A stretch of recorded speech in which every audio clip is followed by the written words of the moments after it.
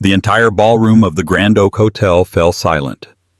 300 of the city's elite turned their eyes toward the head table. Mark Sterling, a man who prided himself on his image, stood with a microphone in one hand and a glass of champagne in the other, a cruel smirk plastered on his face. Beside him sat his wife, Elena, her head bowed, her face burning with shame as laughter rippled through the crowd. "Let's be honest," Mark's voice boomed over the speakers. "Elena didn't marry me for my looks, and looking at her dress tonight, I certainly didn't marry her for her fashion sense. I married her because she had nowhere else to go." The crowd roared with laughter. Mark felt invincible. He thought he was the king of the world, mocking the woman who had stood by him for 5 years. But he didn't check the guest list. He didn't know that the helicopter landing on the roof at that very moment carried a man who could buy and sell Mark Sterling 10 times over. The king was about to meet the emperor, and Elena was about to stop bowing her head. The morning of their 5th anniversary did not begin with flowers. It did not begin with breakfast in bed or a soft kiss, or even a simple happy anniversary. It began with a criticism. "Elena?" Mark's voice echoed from the master bedroom, sharp and impatient. "Where is my navy tie, the silk one, not the cheap polyester trash you bought me last Christmas?" Elena sighed, placing her coffee cup down on the granite counter of the kitchen island. She wiped her hands on her apron, an old faded thing that had seen better days, and hurried up the winding staircase. The house was a sprawling mansion in the hills of Seattle, a testament to Mark's rising success as the regional VP of Chimera Tech. It was cold, modern, and devoid of warmth, much like their marriage. When she entered the bedroom, Mark Sterling was standing in front of the floor-to-ceiling mirror, adjusting his cufflinks. He was a handsome man, objectively. Tall, broad-shouldered, with a jawline that looked carved from granite, but his eyes were cold, always calculating. "It's on the rack, Mark," Elena said softly, walking over to the closet. "Right where I put it yesterday after the dry cleaners." She pulled the tie out and held it up. Mark snatched it from her hand without looking at her. "You look tired," he said, tying the knot with practiced precision. He didn't say it with concern. He said it like an accusation. "You know tonight is important. The board of directors will be there. Mayor Henderson is coming. I can't have you looking like this." He gestured vaguely at her. Elena looked down at herself. She was wearing comfortable leggings and an oversized sweater. She had spent the last 3 hours cleaning the house because Mark refused to hire a maid, claiming he didn't trust strangers with his valuables. "I have an appointment at the salon at 2, Elena said, trying to keep her voice steady. "I'll look presentable, Mark. I promise." Mark turned to her, finally, his eyes scanning her face with a mixture of pity and annoyance. "Presentable. That's the ceiling for you, isn't it, Elena? Just try not to embarrass me. Jessica is coming tonight, and you know how impeccable she always looks." The name stung. Jessica Thorne. Mark's business associate. A woman who wore Prada-like armor and looked at Elena as if she were a stain on the carpet. "I didn't know Jessica was invited to our anniversary dinner," Elena said, a lump forming in her throat. Mark laughed, a short, dismissive sound. "It's not just an anniversary dinner, Elena. Grow up. It's a networking event. My anniversary is just the excuse to get the investors in one room. Don't make this about your sentimental fantasies." He grabbed his briefcase and brushed past her, checking his reflection one last time. "Here," he said, pulling a few $100 bills from his wallet and tossing them onto the unmade bed. "Buy yourself some new shoes. The ones you wore last year look like something a librarian would wear to a funeral." Elena watched the bills flutter onto the duvet. "Mark, the dinner is black tie. A decent pair of heels costs—" "Make it work," he interrupted, walking out the door. "You're good at being thrifty, aren't you? It's how you grew up. Stick to what you know." The door slammed shut downstairs. Elena stood alone in the massive, silent bedroom. She walked over to the window and watched Mark's Porsche speed out of the driveway. She picked up the money. $300. For shoes, makeup, and accessories for the biggest gala of the year. It was an impossible task, and he knew it. He wanted her to fail. He wanted her to look cheap so he could shine brighter by comparison. Elena walked to her closet and pushed aside the modest clothes Mark allowed her to wear. She reached into the very back behind a loose panel in the wall that she had discovered years ago. She pulled out a small velvet box and a burner phone. She opened the phone. There was only one number saved in it. She stared at it for a long time. "Not yet," she whispered to herself. "I promised Dad I'd give it 5 years. I have to know if he loves me or if he just loves the control." But as she looked at the crumpled bills on the bed, she realized she already knew the answer. By 1:00 p.m., the house was spotless. Elena had scrubbed the floors until her knees ached. She was just about to head upstairs to shower and prepare for her budget makeover when the doorbell rang. She froze. Mark had a key. Who would be visiting? She opened the heavy oak door to reveal a woman in a white fur coat despite the mild autumn weather. Her hair was a helmet of stiff blonde curls, and her face was pulled tight by one too many surgeries. Victoria Sterling, Mark's mother. "Well," Victoria said, breezing past Elena without waiting for an invitation. "Don't you look domestic?" "Hello, Victoria," Elena said, closing the door. "I wasn't expecting you until the dinner tonight." Victoria walked into the living room, running a gloved finger over the mantelpiece, checking for dust. Finding none, she looked almost disappointed. She turned to Elena, her eyes narrowing. "Mark called me," Victoria said, her voice dripping with faux sweetness. "He was worried, the poor boy. He said you were seemingly overwhelmed with the preparations, and he was afraid you might underdeliver." "I have everything under control," Elena said firmly. "Do you?" Victoria laughed. She reached into her oversized designer bag and pulled out a garment bag. "I brought you something. An old dress of mine from the 90s. It's a bit dated, but I thought it might fit your figure better than whatever rag you were planning to buy at the clearance rack." She tossed the bag onto the sofa. It was an insult wrapped in charity. "That's very generous, Victoria, but I already have a dress." Elena lied. She didn't.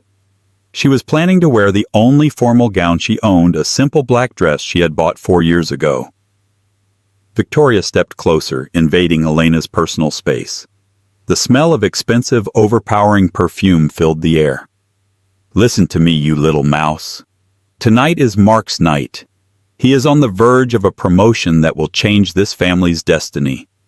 Do not, and I repeat, do not open your mouth unless someone asks you a direct question. You have a habit of boring people with your little stories about, what was it, teaching art to orphans." "I was a volunteer art teacher for underprivileged children," Elena corrected her, her jaw tightening. "Exactly." Victoria waved her hand dismissively. "Depressing. Nobody wants to hear about poverty while they're eating caviar. Just smile, nod, and look at Mark with adoration. That is your job. It's the least you can do considering he pulled you out of that studio apartment and gave you this life." Elena felt a spark of anger deep in her chest. This life. A life of servitude, loneliness, and constant emotional battering. "I didn't marry Mark for his money," Elena said quietly. Victoria scoffed. "Oh, please. Everyone marries for something. Mark married you because you were pretty in a helpless sort of way, and you were easy to mold. Don't pretend you didn't marry him for security. What were you? A nobody. No family, no connections, just a dead father and a mountain of student debt." Elena's hands curled into fists at her sides. "Don't speak about my father." Victoria's eyes flashed cold. "I'll speak however I want in my son's house. Now go get ready. And use plenty of concealer. You look like a ghost." Victoria sat down on the sofa, pulling out her phone, effectively dismissing Elena. Elena walked up the stairs, her heart pounding against her ribs. She went into the bathroom and turned on the shower, letting the steam fill the room. She looked at herself in the mirror. Victoria was right about one thing: she looked like a ghost. The vibrant, passionate art student she had been 5 years ago was gone. Mark had chipped away at her piece by piece until only this shell remained. She thought about the burner phone again. 5 years, her father had said in his will. Live as a commoner for 5 years. Find a man who loves Elena, not the heiress. If you find him, you keep your freedom. If you don't, you take your place at the head of the table. Tonight was exactly 5 years to the day. Elena turned off the water.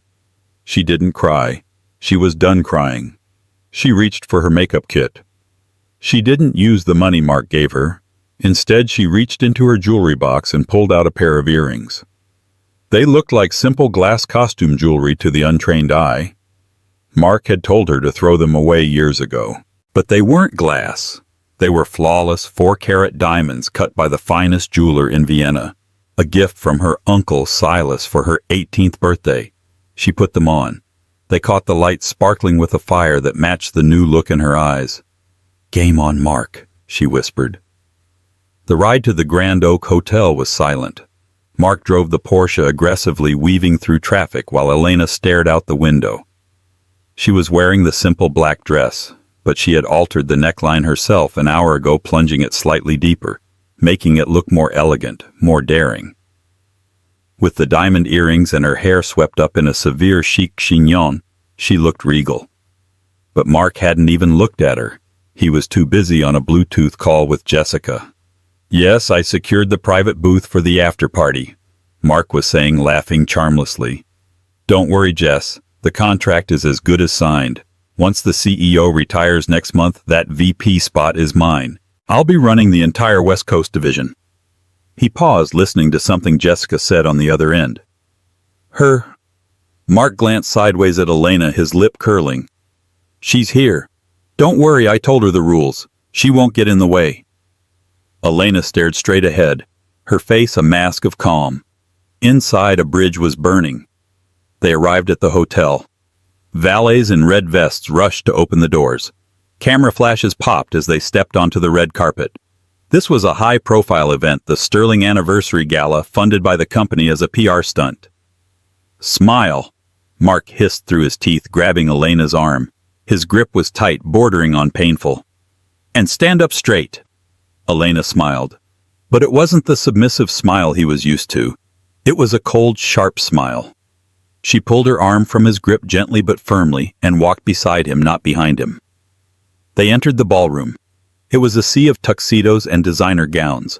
Crystal chandeliers the size of small cars hung from the ceiling. A string quartet played Mozart in the corner. "Mark," a booming voice called out. It was Gary Reynolds, one of Mark's sycophantic colleagues. He walked over, a champagne flute in hand, eyeing Elena up and down. "Happy anniversary, you two." 5 years, huh? That's a lifetime in this town," Gary joked. He looked at Elena. "And Elena, you look nice. Very simple. I like a woman who knows her place and doesn't try to outshine her husband." "Thank you, Gary," Elena said, her voice smooth as silk. "I find that simplicity often hides the most value. Unlike some things that are just loud and empty." Gary blinked, confused. Mark stiffened. "She's joking," Mark said quickly, shooting a glare at Elena. "Elena has a weird sense of humor. Go find our table, honey. The adults need to talk business." He dismissed her like a child. In the past, Elena would have apologized and scurried away. "Actually," Elena said, grabbing a glass of champagne from a passing waiter, "I think I'll stay. I'm quite interested in the West Coast Division's performance this quarter. I hear the Asian market is volatile." Mark stared at her. Gary's jaw dropped slightly. Elena had never spoken about business before. She wasn't supposed to know about the Asian market. "I read the Financial Times," Elena said with a shrug, sipping her drink. "And I noticed that Chimera Tech's stock took a dip yesterday. Rumor is the majority shareholder is unhappy with the current management." Mark's face turned red. "That's enough, Elena. You don't know what you're talking about. Go to the table, now." His voice was low, dangerous, a threat. Elena held his gaze for a second longer than was comfortable.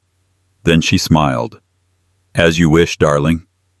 She turned and walked away. But she didn't go to the table. She walked toward the restroom area, checking her watch. It was 7:55 p.m. She pulled out the burner phone. She typed a single text message. Code Black. I'm done. Come get me. She hit send. As she walked back into the ballroom, she saw Mark sitting at the head table. Next to him was Victoria, and on his other side sat Jessica Thorne. Jessica was wearing a red dress that was cut down to her navel, laughing loudly, her hand resting on Mark's forearm. Elena's seat was at the far end of the table next to a pillar that partially blocked her view. She sat down. She watched them. Mark whispered something in Jessica's ear, and they both looked at Elena and laughed. The waiter poured wine into Elena's glass. "Madam," the waiter asked gently, "are you all right?" Elena looked up. The waiter was a young man looking at her with genuine kindness. "I'm better than all right," Elena said, picking up her fork. "I'm about to enjoy the show." At that moment, the lights in the ballroom dimmed. A spotlight hit the stage. Mark stood up, buttoning his jacket. He looked like a predator sensing a kill. He walked to the microphone for the anniversary toast. Elena took a sip of wine. Here it comes, she thought. The final nail in the coffin. The spotlight burned Mark Sterling, but he basked in it like it was sunlight. He tapped the microphone twice, the sharp thud-thud echoing through the cavernous ballroom. The chatter died down. 300 faces turned toward him. "Thank you all for coming." Mark began, his voice smooth practiced. 5 years. They say the first 5 years are the hardest. And let me tell you. He paused for effect, chuckling. They aren't wrong. A polite ripple of laughter went through the room. Elena sat perfectly still, her hands folded in her lap. She felt Victoria's gaze boring into the side of her head, critical and sharp. "When I met Elena," Mark continued, gesturing vaguely toward the dark corner where his wife sat, "she was working 2 jobs just to pay rent on a closet-sized apartment. She had holes in her shoes." The room went quiet. This was getting too personal, too condescending. "I remember taking her out to her first real dinner," Mark said, grinning. "She didn't even know which fork to use. It was adorable, really, like watching a stray cat try to eat from a crystal bowl." Jessica Thorne, sitting next to Mark, covered her mouth to hide a giggle. The sound was amplified by the microphone Mark was holding too close. "But I'm a charitable man," Mark declared, raising his champagne glass. "I saw a project. I saw someone who needed saving. And for 5 years I provided a roof, clothes, and a life she could never have dreamed of. Sure, she's not the sharpest tool in the shed. She doesn't understand business or politics or how the real world works." Elena's knuckles turned white. He wasn't just insulting her. He was erasing her. He was rewriting history to make himself a savior and her a leech. "So," Mark's voice boomed, the cruelty now fully unmasked, "I want to make a toast, not to love. Let's be realistic. Love doesn't pay the bills, but to patience. My patience. For putting up with a wife who is better suited for a library than a boardroom. To Elena. For trying her best, however mediocre that might be. To Mark," Jessica shouted, raising her glass. "To Mark," Victoria echoed. About half the room raised their glasses, mostly Mark's employees who were too afraid not to. The other half sat in uncomfortable silence. They sensed something was wrong. Mark had gone too far. Mark drank deeply, looking satisfied. He lowered the mic, leaning in to whisper to Jessica. "How has that put her in her place?" "Perfect," Jessica purred. "Now she knows who really owns the throne." Mark turned to look at Elena, expecting to see tears, expecting to see her run out of the room in shame. But Elena wasn't crying. She was checking her watch. 3, 2, 1. She counted softly. The heavy double doors at the back of the ballroom didn't just open. They were thrown wide with a force that rattled the hinges. The sound of heavy boots on marble echoed like gunshots. The string quartet stopped playing abruptly. Every head in the room turned. Entering the room were 6 men. They were massive, dressed not in tuxedos but in tactical black suits with earpieces. They moved with the precision of a military unit fanning out to secure the perimeter of the room. "What is this?" Mark shouted into the microphone, his authority wavering. "Security! Get these people out of here. This is a private event." The head of the Grand Oak Hotel's security rushed forward, but one of the men simply held up a hand. The security guard froze, looked at the man's lapel pin, and immediately stepped back, bowing his head in terror. Then he walked in. He was an older man, perhaps in his 60s, but he moved with the vigor of a man half his age. He wore a tuxedo that cost more than Mark's Porsche. He had silver hair swept back, a neatly trimmed beard, and eyes that were the color of cold steel. He carried a cane topped with a silver wolf's head, but he didn't seem to need it for walking. He used it as a weapon of intimidation. The room gasped. "Is that—" someone whispered near the front. "No, it can't be," another voice hissed. "He doesn't leave Europe. It's Silas Blackwood." A banker at table 4 said, his face draining of color. "The head of the Blackwood Consortium. He owns everything." Mark squinted. He knew the name Blackwood. Everyone in business knew the name. The Blackwood Consortium was a global shadow empire, shipping tech, pharmaceuticals, real estate. They ate companies like Chimera Tech for breakfast. But why was Silas Blackwood here? Mark, ever the opportunist, straightened his tie. He assumed this was a surprise visit for business. Maybe Blackwood wanted to acquire Chimera Tech. This was his chance. Mark stepped off the stage and walked down the aisle toward the terrifying figure, hand extended. "Mr. Blackwood," Mark said, putting on his best salesman smile. "What an honor. I'm Mark Sterling, VP of Chimera Tech. I assume you're here to discuss the merger. Please take my seat at the head table." Silas Blackwood didn't break stride. He didn't even look at Mark. He walked straight through him, his shoulder checking Mark so hard that Mark stumbled and nearly fell into a waiter. "Hey," Mark indignantly sputtered. "I am talking to you." Silas stopped. He turned slowly, looking at Mark as if he were a piece of gum stuck to his shoe. "I don't speak to servants," Silas rumbled. His voice was deep, gravelly, and commanded absolute silence. He turned his back on Mark and continued walking. He wasn't walking toward the stage. He wasn't walking toward the mayor or the board of directors. He was walking toward the dark corner near the kitchen. Toward the pillar. Toward Elena. Mark watched in confusion. "What is he doing?" "That's just my wife." Elena stood up. She smoothed her dress. Silas Blackwood, the man who made prime ministers nervous, stopped in front of Elena. He dropped his cane. It clattered to the floor. He opened his arms. "Little wolf," Silas said, his voice cracking with emotion. "The exile is over."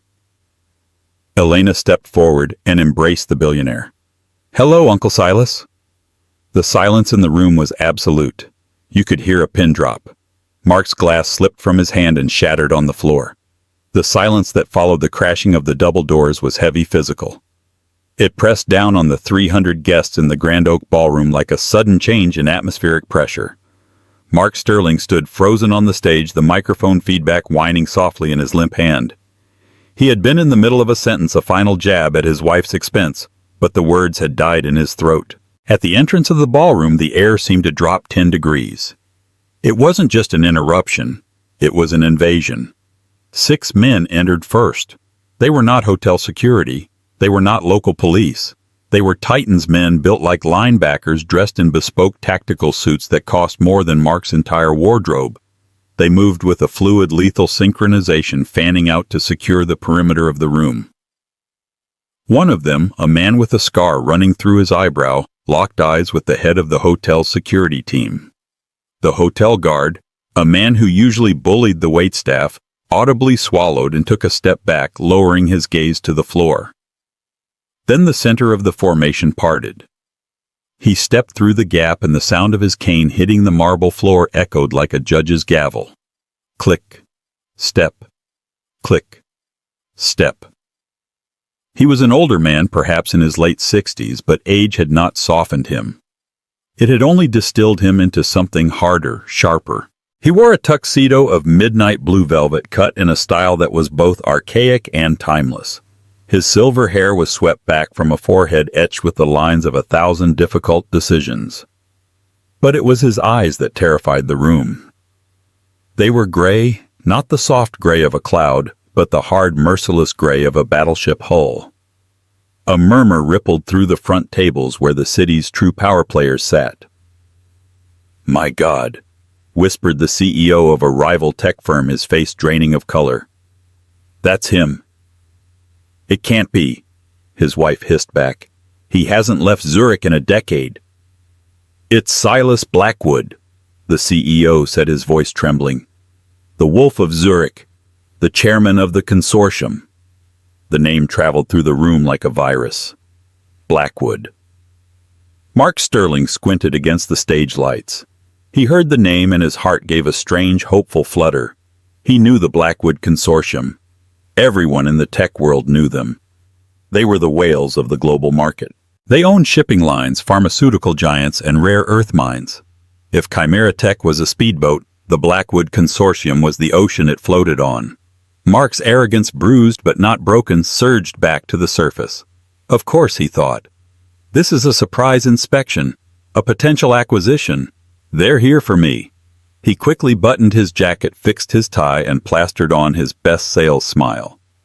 He forgot about Elena. He forgot about his cruel toast.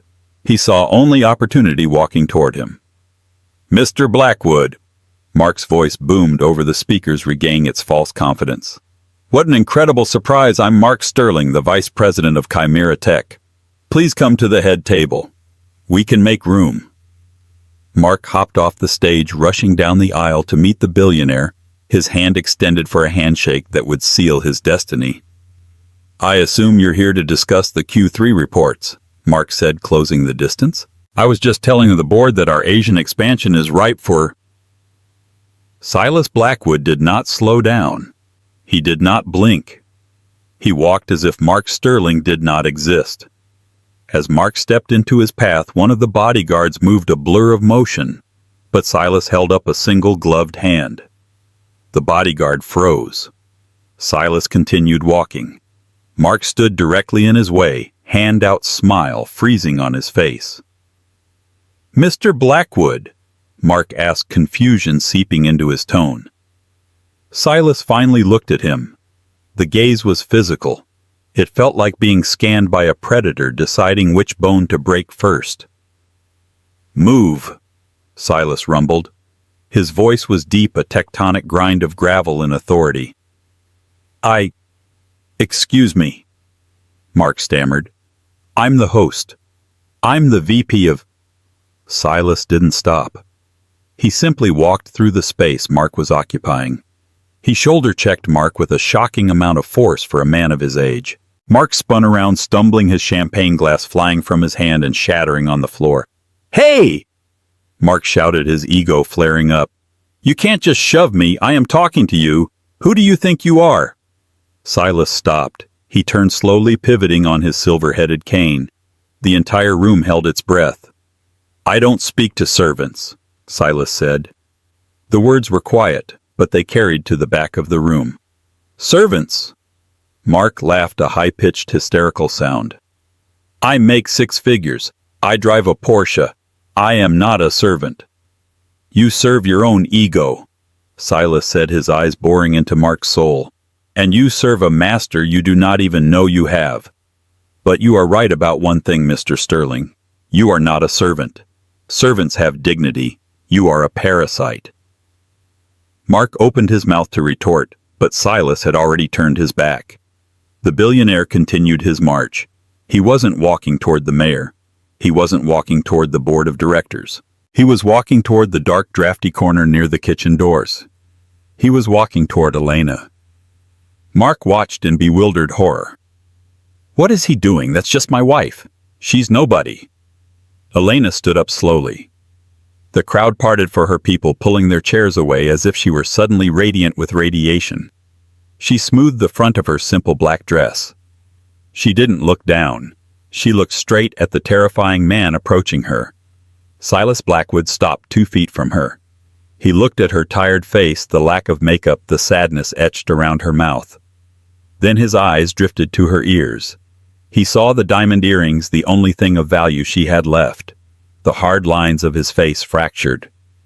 The Wolf of Zurich, the man who toppled governments with a phone call, looked like he was about to weep.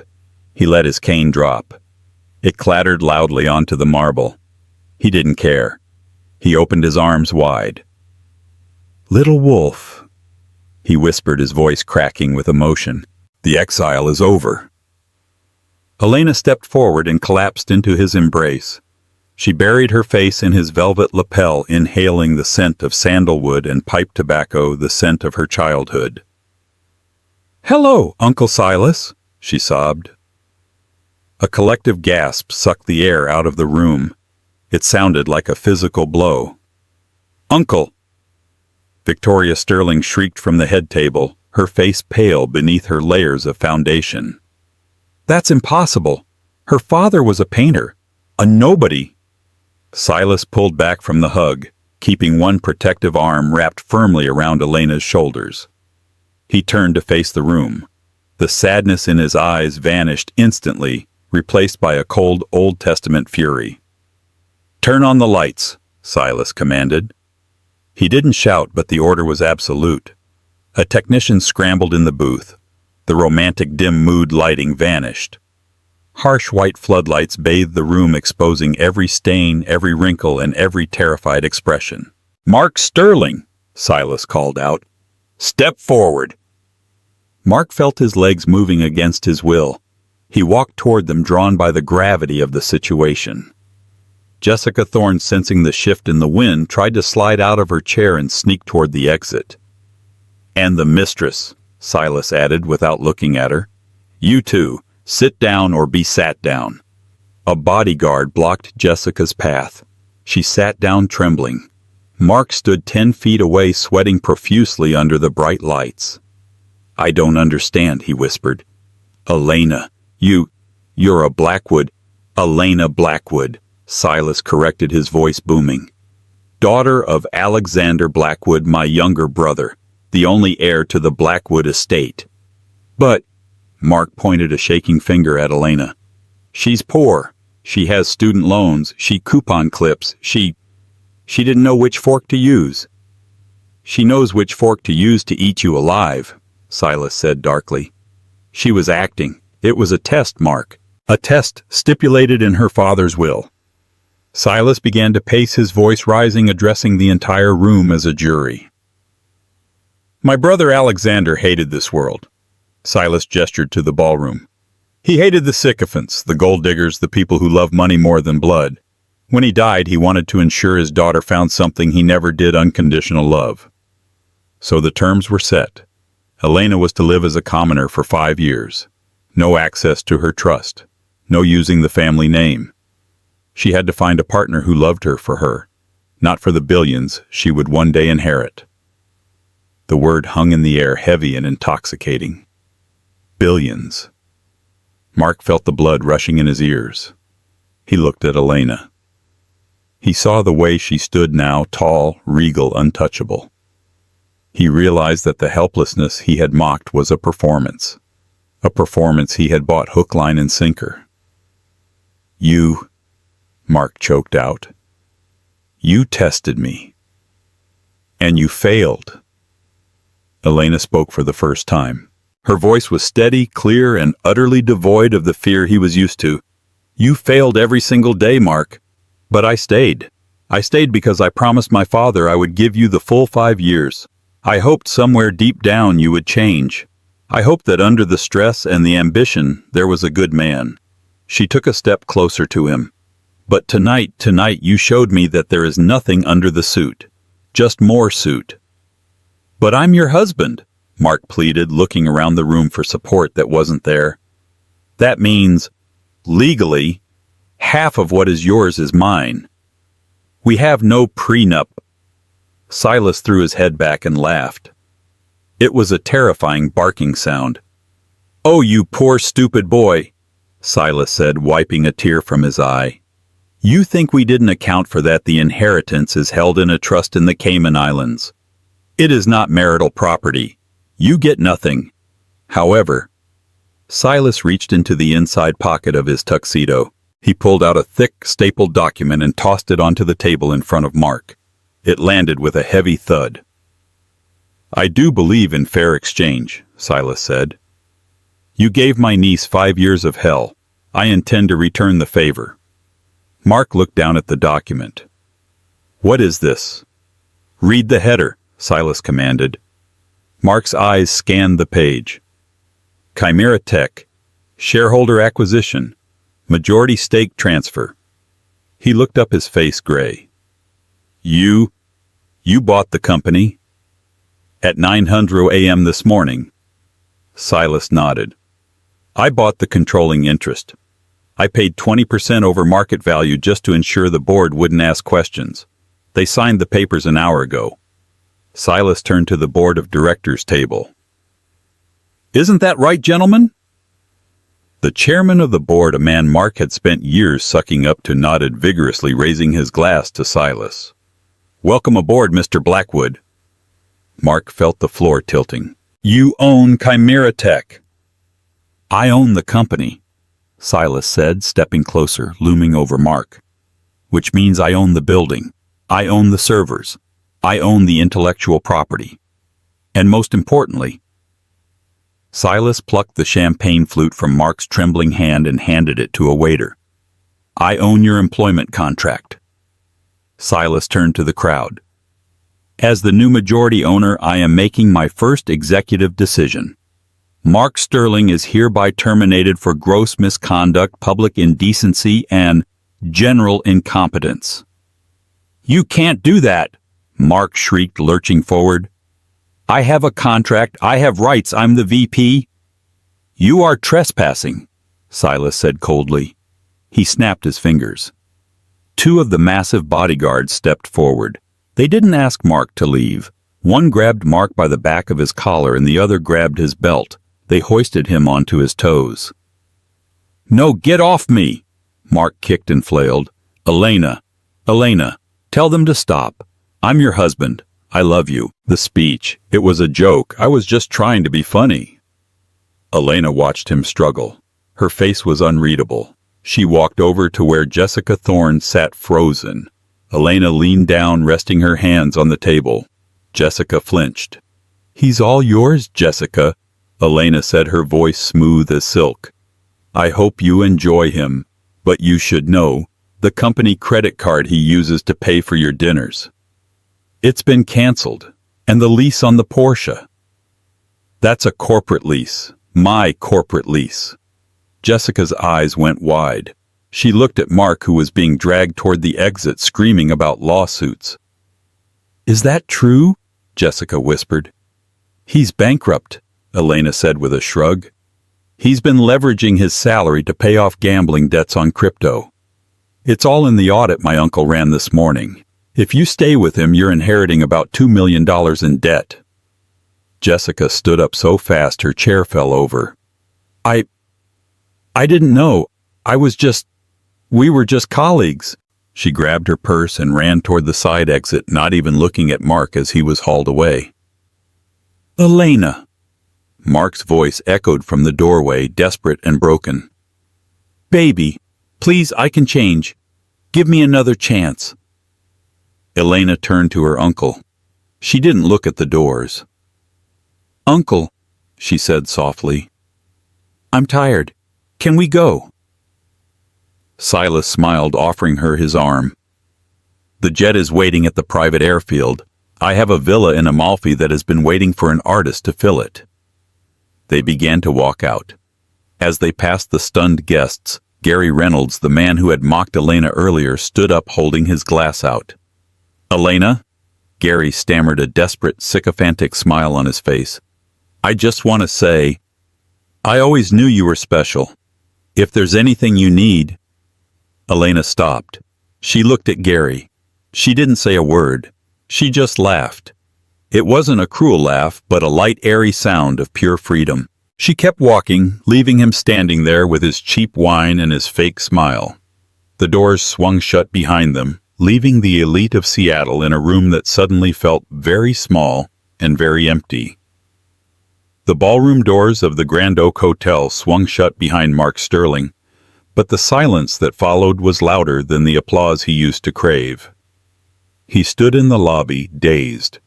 The transition from being the man of the hour to a pariah had happened in less than 10 minutes. He looked around for Jessica Thorne. She was standing near the valet stand, furiously typing on her phone. "Jess," Mark said, his voice hoarse. He reached out to touch her arm. "Jess, wait. We need to strategize. Blackwood is bluffing. He can't just fire me like that without a tribunal. I have rights." Jessica recoiled as if he were contagious. She looked up from her screen, her eyes cold and hard. The flirtatious warmth she had shown him an hour ago was completely gone. "Don't touch me, Mark," she hissed. "Do you have any idea what you've done? You just insulted the niece of Silas Blackwood on a live microphone. Do you know who owns the bank that holds my mortgage, the Blackwood Consortium?" "I didn't know," Mark pleaded, his hands shaking. "She was just Elena. She was nobody. Look, I can fix this. I just need to get to the office in the morning and pull the files on the—" "You're not going to the office," Jessica cut him off. "And neither am I if I'm seen with you. Lose my number, Mark. Seriously. If you call me, I'll file a harassment suit." She stepped into her waiting Uber and slammed the door. Mark watched the taillights fade into the rainy Seattle night. He turned to the valet. "My car, the Porsche. Bring it around." The valet, a young man named Kevin, who Mark had tipped poorly for 2 years, looked down at a clipboard. He didn't move. "I'm sorry, Mr. Sterling," Kevin said, his face impassive. "We received a call from the leasing agency attached to Chimera Tech corporate accounts. A tow truck just left with the vehicle about 5 minutes ago. Repossession order." Mark felt the blood drain from his face. "Repossession? That's my car. I paid for the upgrades." "The lease is in the company name, sir," Kevin said finally, allowing a small, satisfied smirk to touch his lips. "And since you are no longer an authorized driver, well, you understand. Can I call you a taxi? It's raining quite hard." Mark Sterling, the man who had mocked his wife for wearing old shoes, had to walk 4 blocks in the pouring rain to find an ATM that would accept his personal debit card, only to find his account frozen due to suspicious activity investigation, triggered by the corporate audit Silas had ordered. He slept that night on a bench in the bus station, shivering in his $3,000 tuxedo. The downfall, Day 3. The unraveling of Mark's life was not instant. It was a slow, agonizing suffocation. 3 days after the gala, Mark tried to enter the Chimera Tech headquarters. He wore his best suit, one of the few he had managed to salvage from the house before the locks were changed. He marched up to the front desk, ready to demand a meeting with HR. The lobby was bustling. Former colleagues, people who had laughed at his jokes and drank his wine, walked past him. They didn't just ignore him. They actively avoided eye contact, hugging the walls to keep their distance. He was radioactive. "I'm here to see the legal department," Mark told the receptionist, a woman named Sarah, whom he had once made cry by criticizing her headset. Sarah didn't look up. "Name?" "You know who I am, Sarah," Mark snapped. "Name?" she repeated, her voice monotonous. "Mark Sterling, Vice President." "Former Vice President," she corrected, typing slowly. "I'm sorry, Mr. Sterling. Your clearance has been revoked. Security has been notified.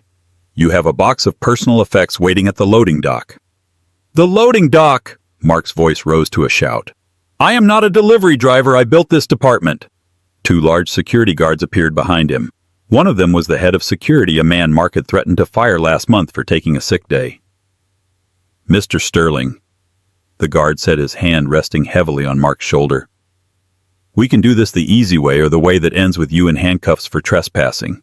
Mr. Blackwood was very specific.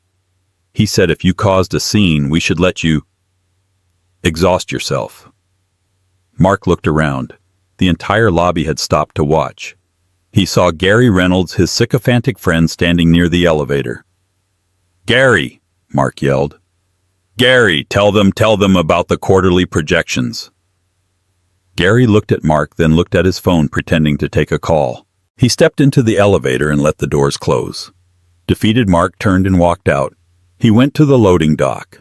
There, sitting in the rain, was a small cardboard box. Inside was a stapler, a half-empty bottle of cologne, and a framed photo of him and Elena. The glass on the photo frame was cracked. Getum. The Revelation, Day 10.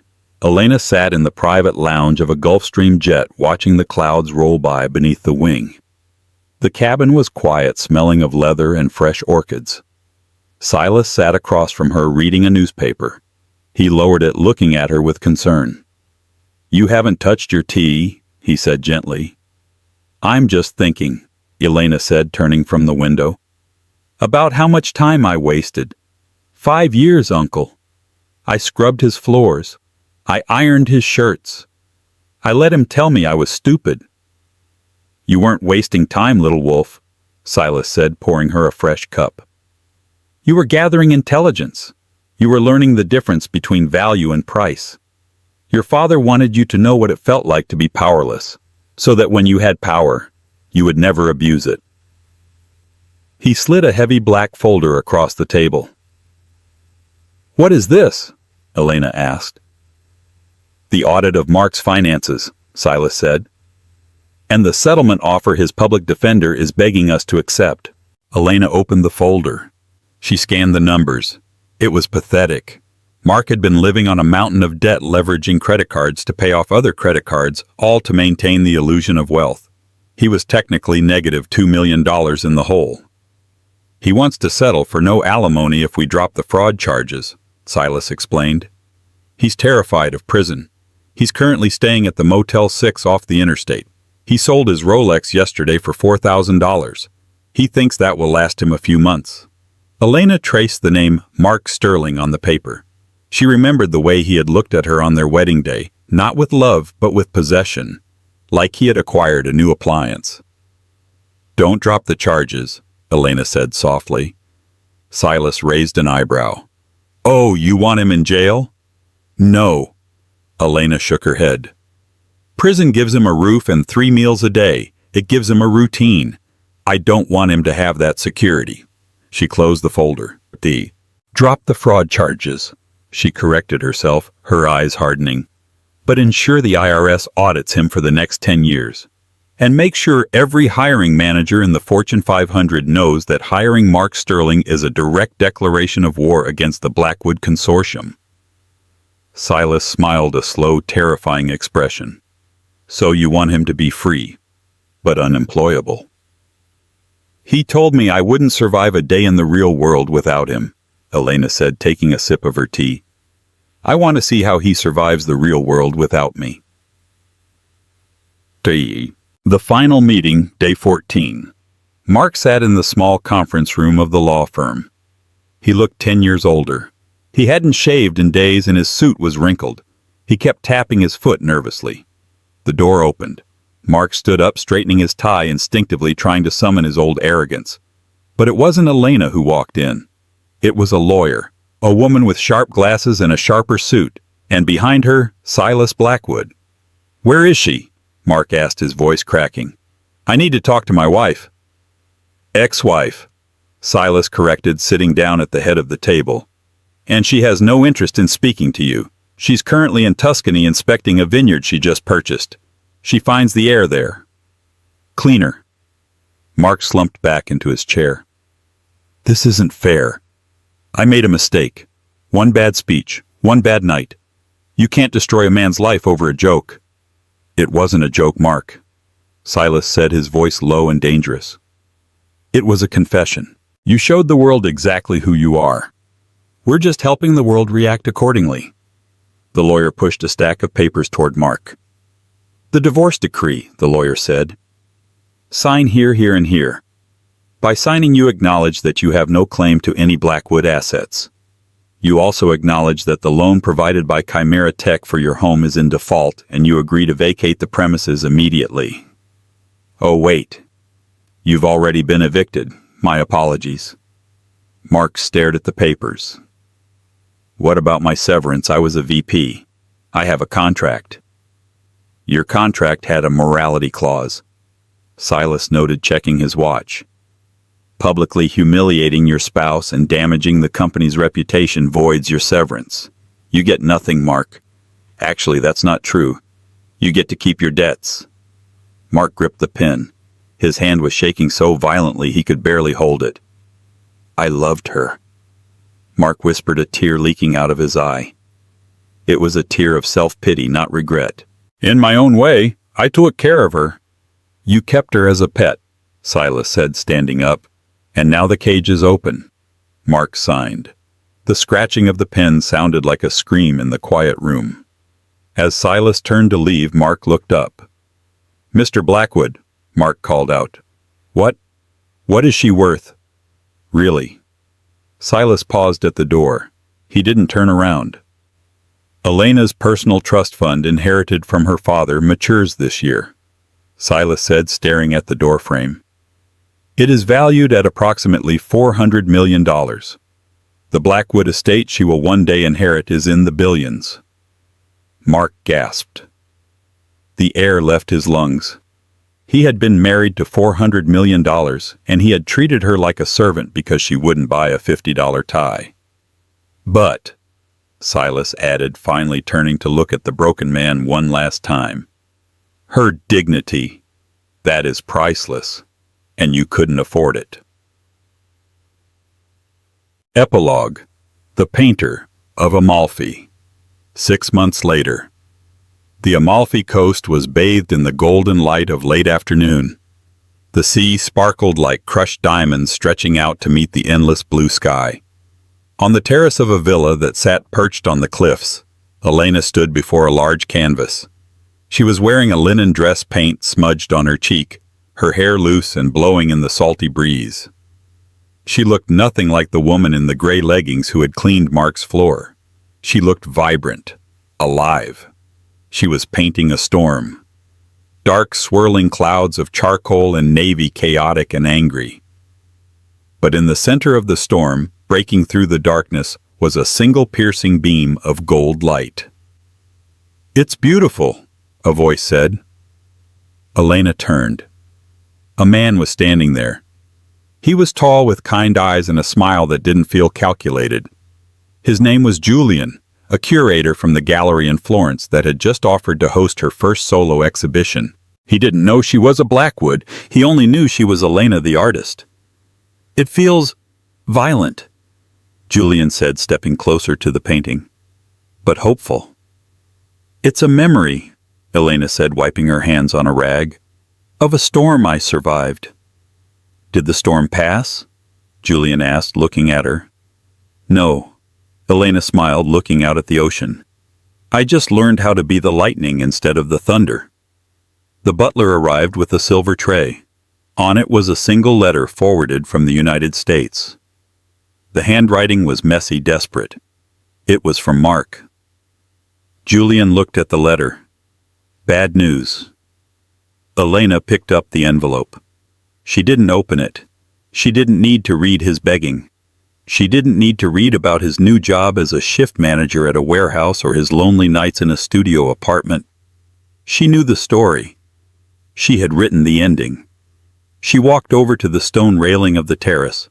Below, the waves crashed against the rocks.